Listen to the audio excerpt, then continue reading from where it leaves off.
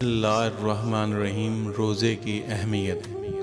حضرت محمد صلی اللہ علیہ وبارک وسلم نے فرمایا کہ ہر عمل آدمی کا دونا ہوتا ہے، اسی طرح ایک نیکی 10 تک ہو جاتی ہے، یہاں تک کہ 700 تک بڑھتی ہے، مگر اللہ تعالیٰ نے فرمایا کہ روزہ خاص میرے لیے ہے اور میں اس کا بدلہ دوں گا، اس لیے کہ میرا بندہ اپنی خواہشیں اور کھانا پینا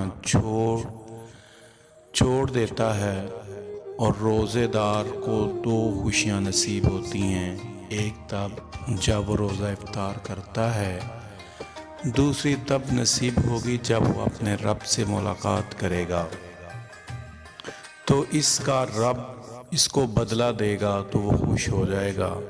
اور قسم ہے اس ذات کی جس کے قبضے میں محمد صلی اللہ علیہ وآلہ وسلم کی جان ہے، روزہ دار کی منہ کی بو اللہ کے نزدیک مشک سے بھی زیادہ پسندیدہ ہے۔